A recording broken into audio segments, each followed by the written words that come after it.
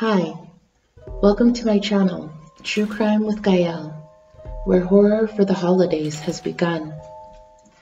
Thanks so much for stopping by. If you do enjoy this video, please like, comment, or subscribe. Alright, let's begin.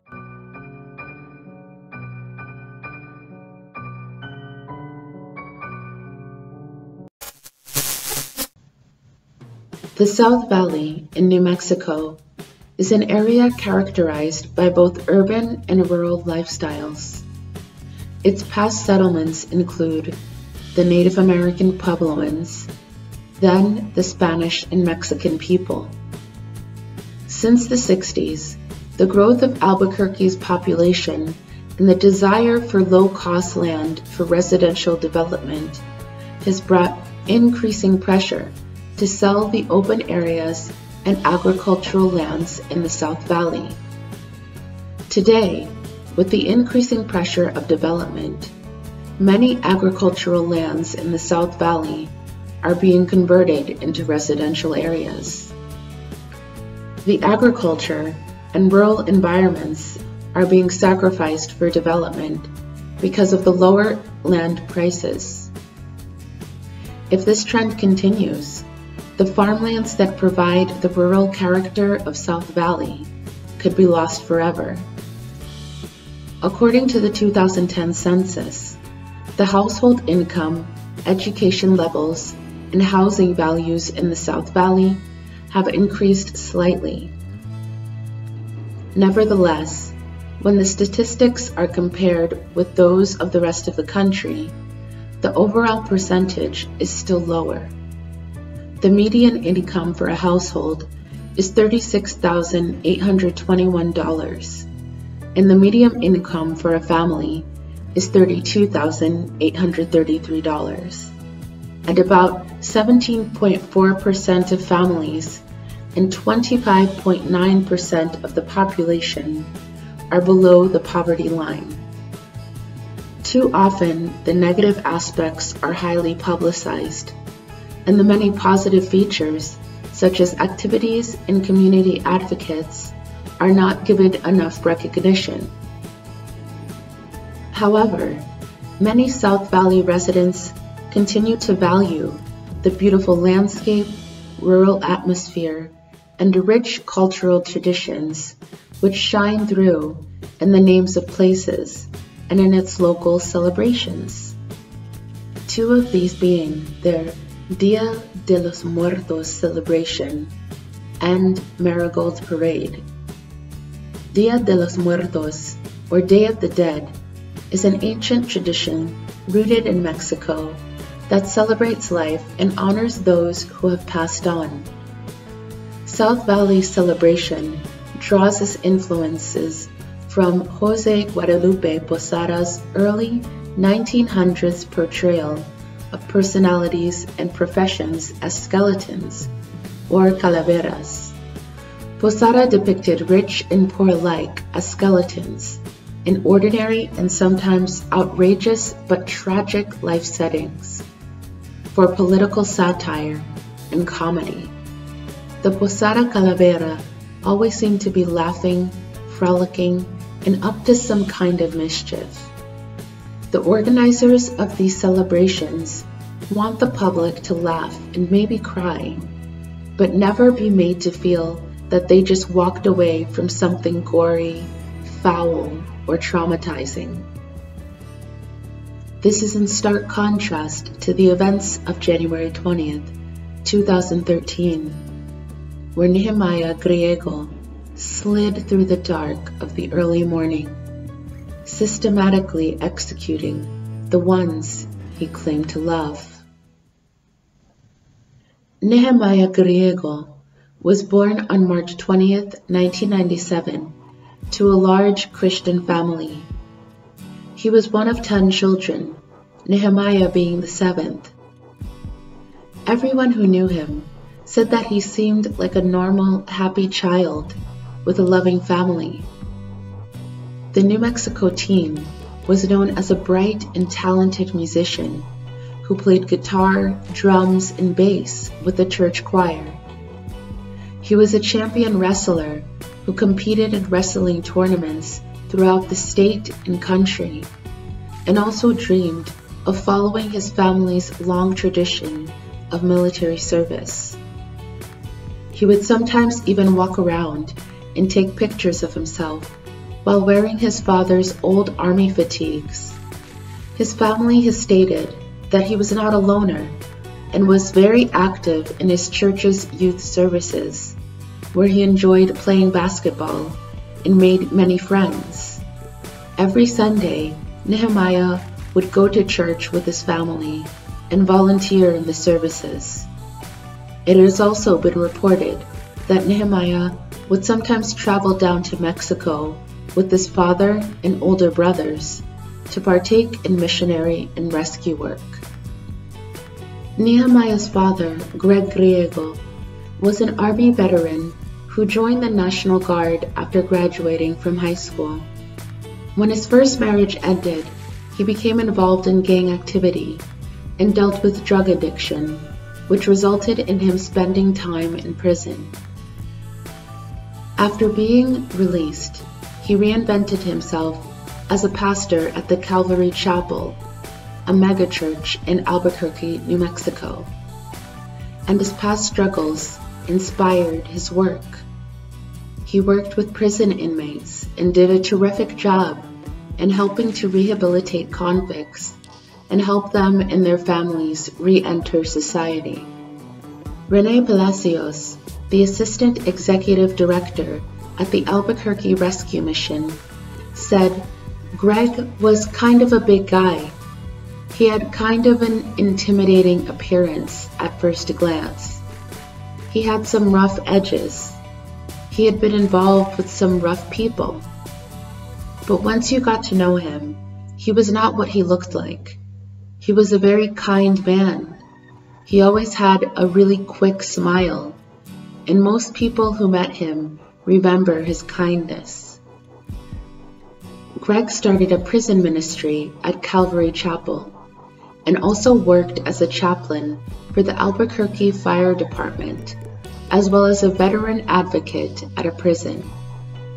Finally, he worked as a counselor for troubled youth at the Metropolitan Detention Center. Nehemiah's mother, Sarah Griego, was Greg's second wife, whom he married in 1994. Those who knew her said that she loved history, the Bible, oldies music, and animals.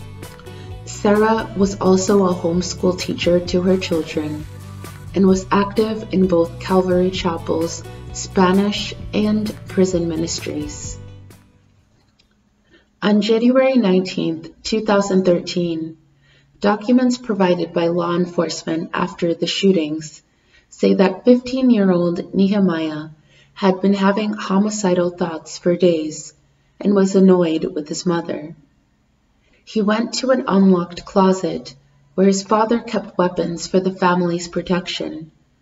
Both Nehemiah and his mother Sarah knew how to use them. According to those documents, at about 1 a.m., Nehemiah took a .22 caliber rifle and shot 40-year-old Sarah Griego while she slept. Pulled it out. Pulled the trigger. Where did you mean that gun? That face. Nehemiah's 9-year-old brother, Zephaniah, was sleeping with his mother at the time and woke up. When Nehemiah told Zephaniah that his mother was dead, the young boy didn't believe him.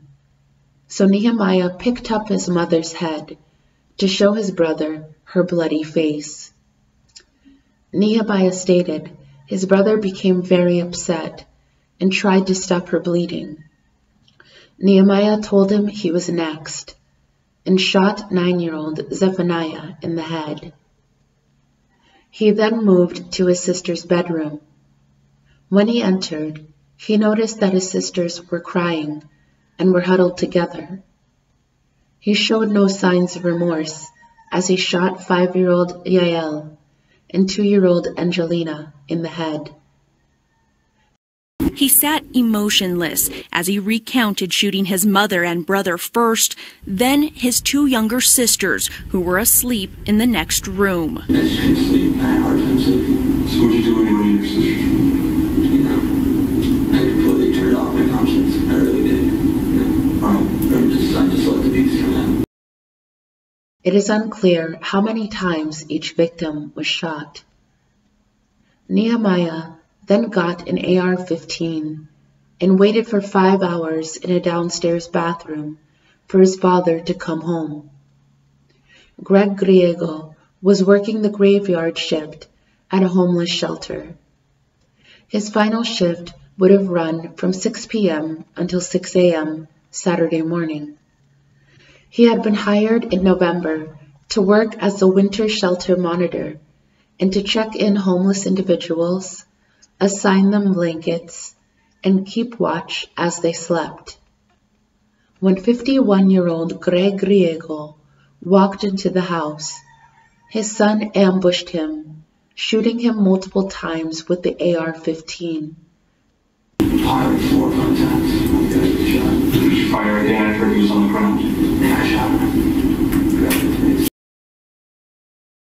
After the shootings, Nehemiah took a picture of his mother and sent it to his 12-year-old girlfriend. At one point, he considered killing the girlfriend's parents, as well as shooting up a Walmart and dying in a firefight with the cops. Instead, he loaded guns into the family van and drove to meet his girlfriend at Calvary Chapel. Over the next half day, he talked to the girlfriend, her grandmother, a church security guard, and a pastor, offering them different stories about the deaths of his family members, one of which being that they had all died in a car accident.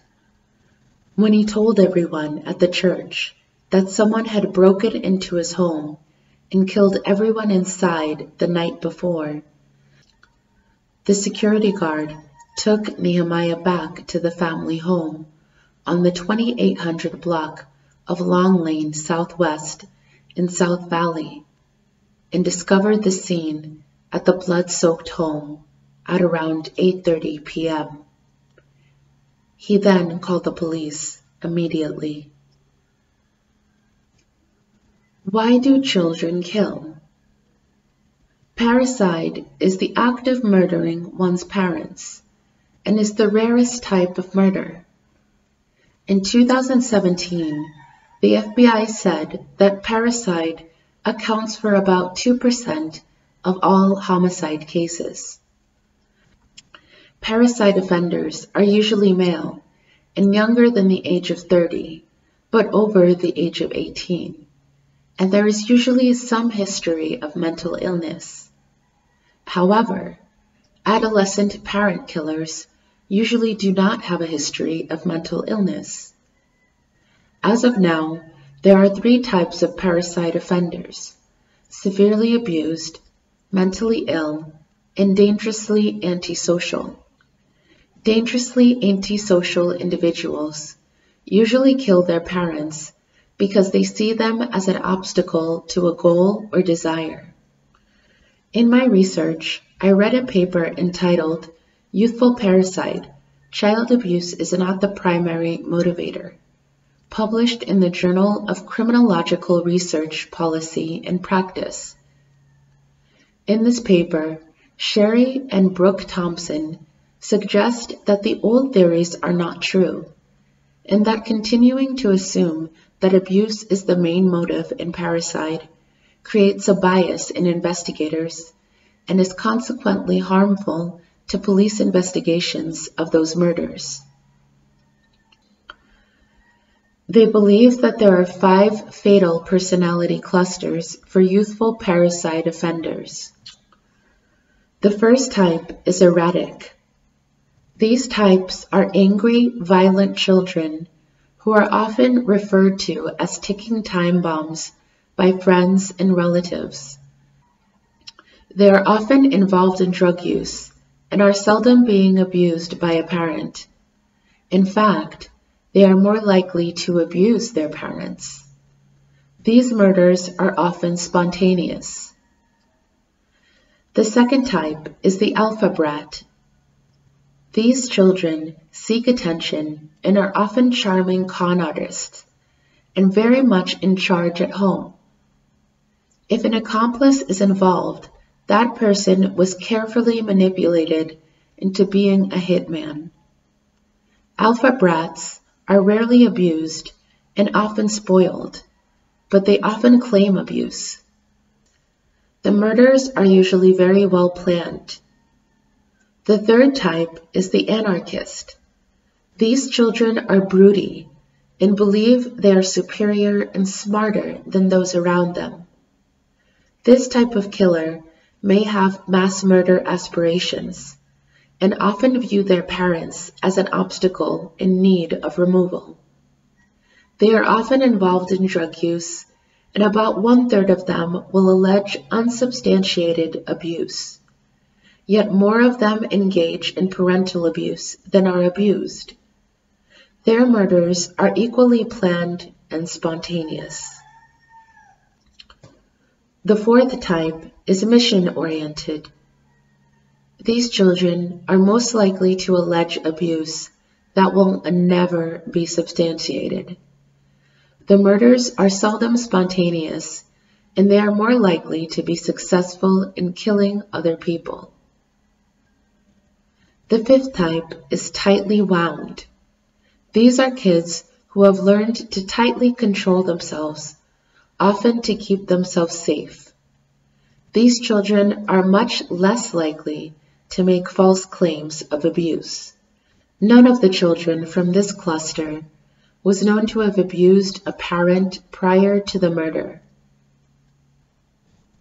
Sherry and Brooke Thompson's theory is just a theory at this point. They're currently working on obtaining more evidence that would either support or refute it.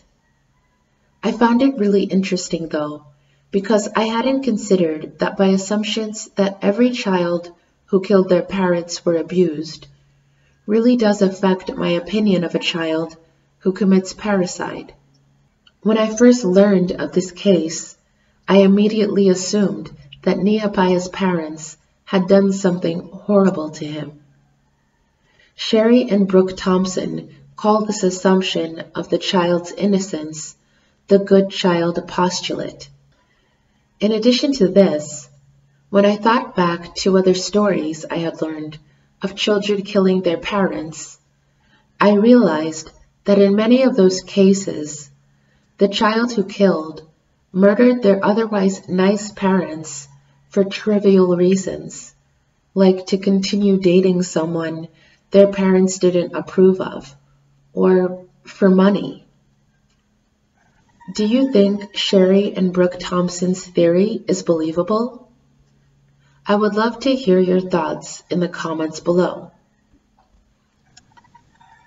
Bernalillo County Sheriff's deputies responded to the Griego residence at around 9:15 p.m. that Saturday. They found the bodies of Greg, Sarah, Zephaniah, Yael, and Angelina inside the residence.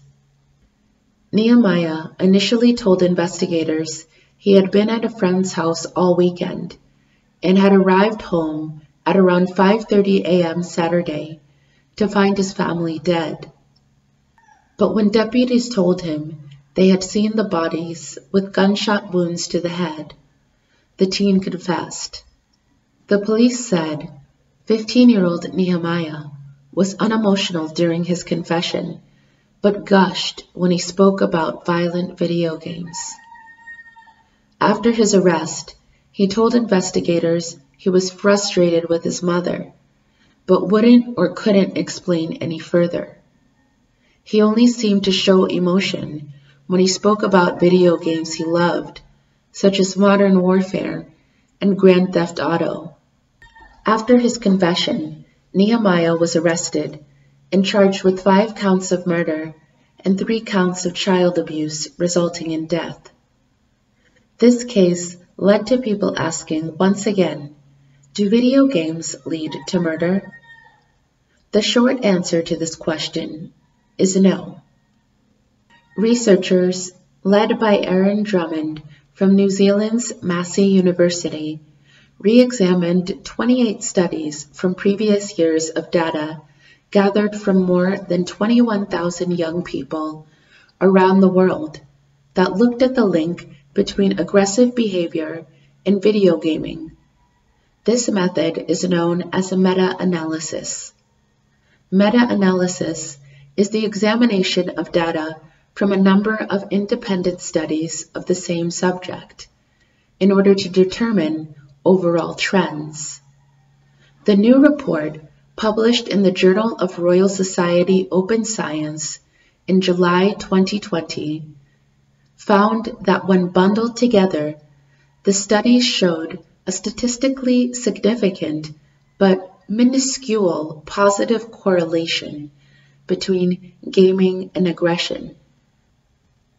This correlation was below the threshold required to count as even a small effect.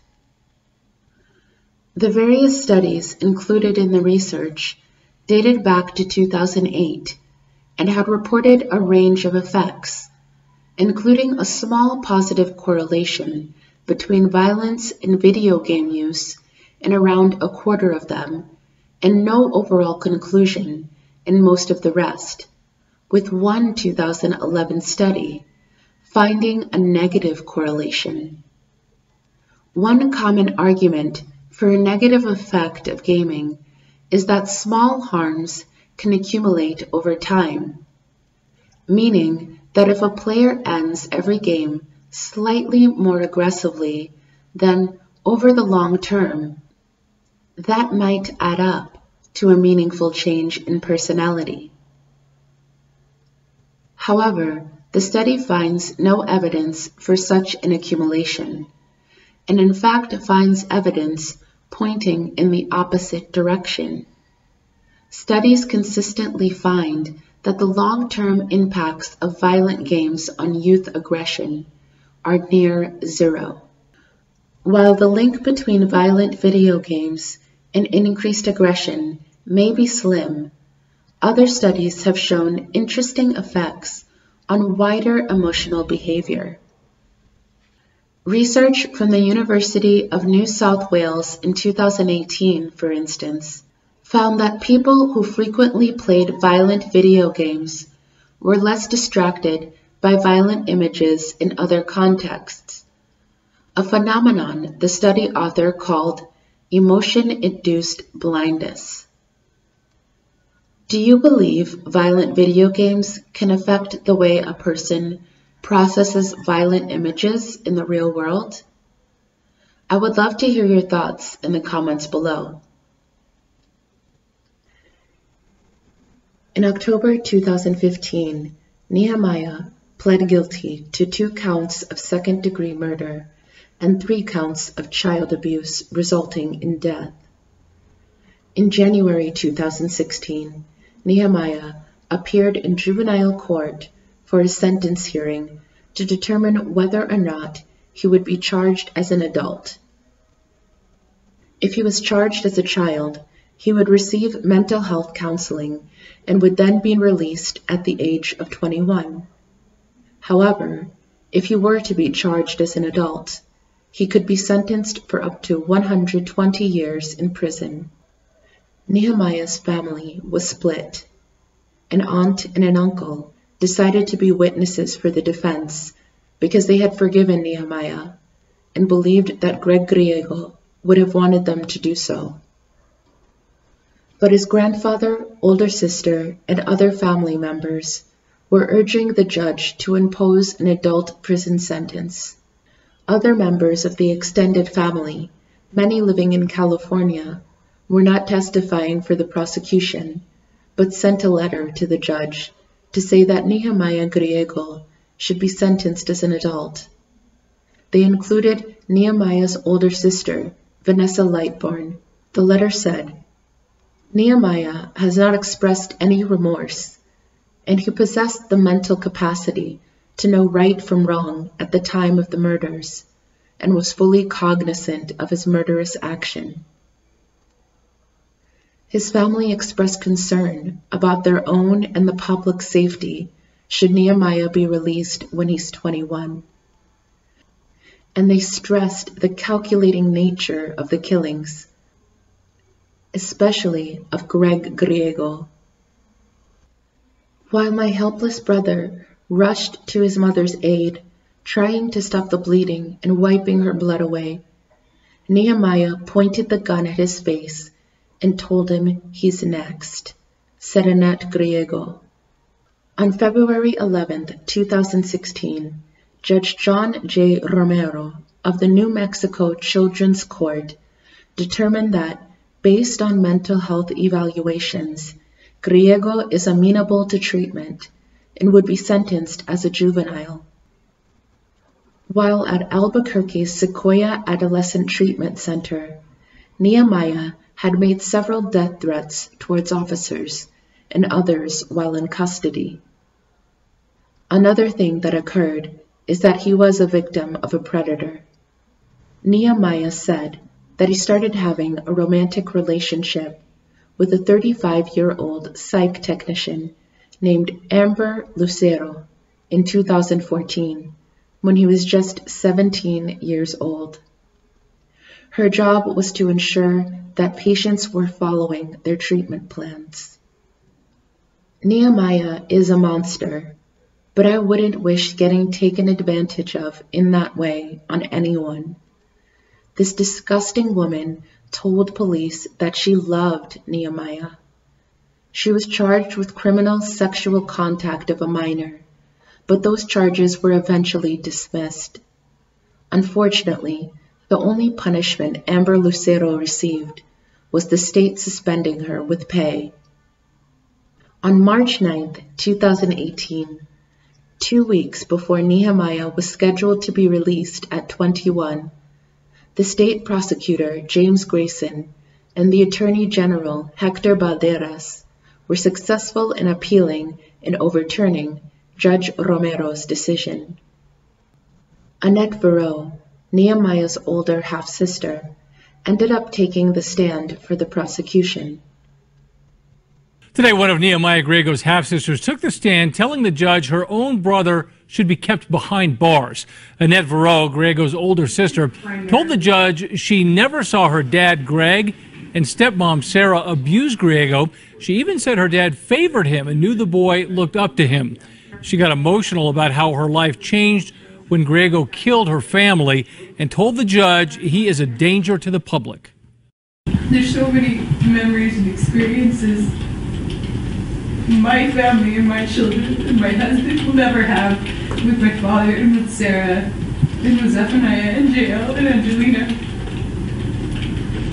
because Nehemiah chose to make that decision that night. Griego was just 15 years old when he shot and killed his parents and 3 younger siblings.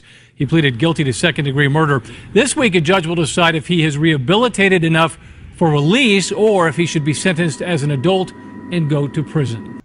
The rest of the Griego family decided not to be witnesses in the sentencing hearing for either side. In August 2019, Judge Alyssa Hart filed a 75-page order that reversed the order of the lower court to have Nehemiah be sentenced in juvenile court. Nehemiah was ultimately sentenced to 3 concurrent life sentences, plus 7 years to run consecutively with the life sentences, with credit given for the 6 years and 285 days already served. In all, he must serve 30 years before being eligible for parole. He will be eligible for parole when he turns 52. Nehemiah is currently imprisoned in the Lea County Correctional Center in Hobbs, New Mexico. When children perform violent acts such as these, I think that the circumstances they are living in need to be considered before we come to the conclusion as to whether or not they are salvageable people. In one of my earlier videos, I spoke about the Alexander family and how Frank Alexander was both a perpetrator and a victim. Yes, there was a chance that Frank might have been born a monster, but we could never know that because of the extreme amounts of abuse he both experienced and witnessed. Frank would have been a good example of someone who could possibly be rehabilitated.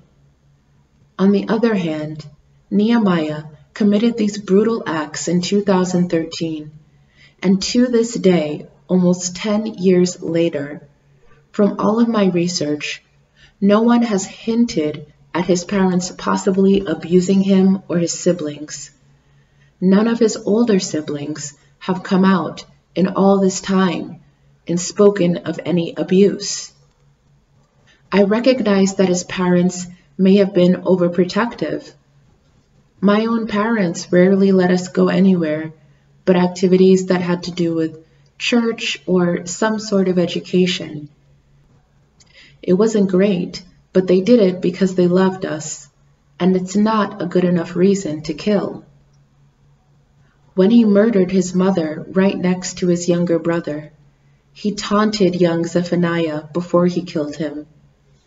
Nehemiah wanted to see his reaction when he told Zephaniah that he'd just killed his mother and held her head up like some sort of trophy. He waited for his brother to panic and tried to stop her bleeding before telling him he was next and shooting him in the head. Nehemiah seemed to get some sort of sick pleasure from these acts.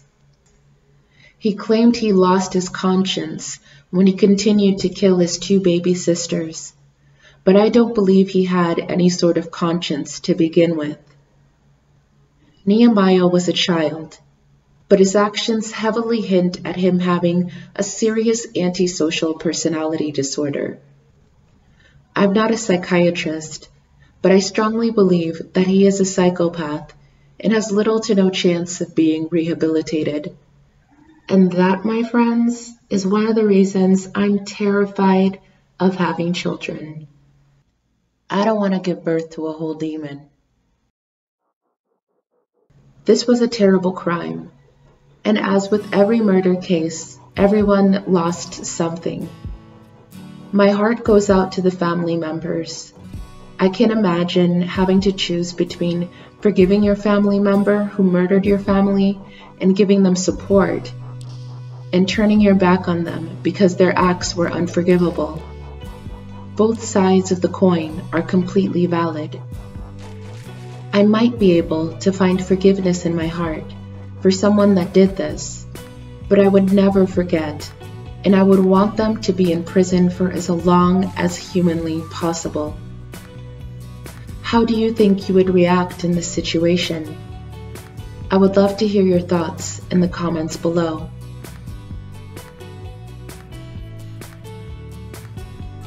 Thanks so much for visiting my channel. If you enjoyed the video, please hit the like button and subscribe for more content.